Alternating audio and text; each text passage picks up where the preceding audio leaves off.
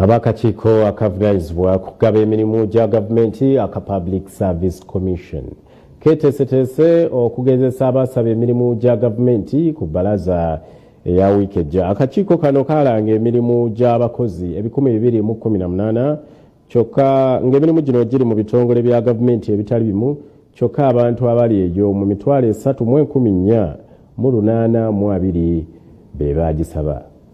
Ssentebe w'akakiiko ka Public Service Commission akavunaanyizibwa okugaba emirimu gya gavumenti Winnie Agnes Kabogoza alangiridde nti okugezesa abakozi abasaba emirimu gya gavumenti kwa kutandika ku Mande ya wiiki ejja. 218 vacancies were declared basing on availability of wage in those different MDAs. The Commission then sent out an advert under external advert number 1 of 2023 in the newspapers and on our website on 2nd February 2023. And this advert closed on 20th March 2023.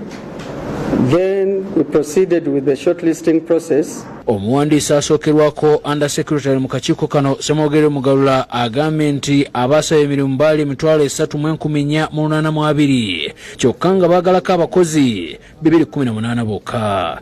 Nga tulinda ne tufuna abaagala emirimu egyo era babadde 3,482 naye ng'emirimu gye tulina giri 218 bwe twagitadde kakuŋŋunta ne tutandika okugyamu abamu abatasaanidde abatatuukiriza bisaanyizo bye tulina twasigaziza abantu 2,118 abagenda okutandika okukola ebibuuzo.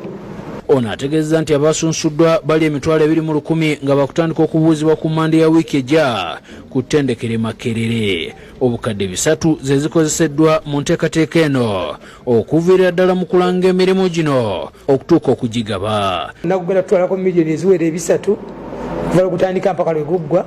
Mu nteekateeka eno abaliko obulemu abazibe bakigala wamu n'abakyala bayonsa balowoozeddwako. Abalina obulemu obutambula bajja kukolera wansi newankubadde abalala bajja kuba bakolera waggulu.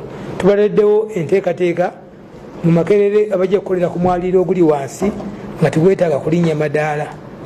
Abatabuulira n'abatalaba tubatereddewo ebyuma bye basobola okukozesa. Kyokka alabudde abafere abalimba abakozi nga babajjako ssente okubafunira emirimu.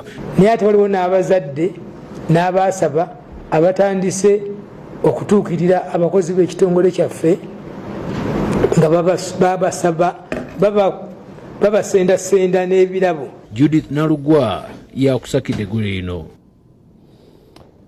Bwe giri enteekateeka y'emirimu gya gavumenti ngenda kuddamu pomulemu bwe nkomawo tulina ekitundu ekyokusatu akanyomero kaffe akakungula n'abasi overseas weekali nnyo era tokasobwa.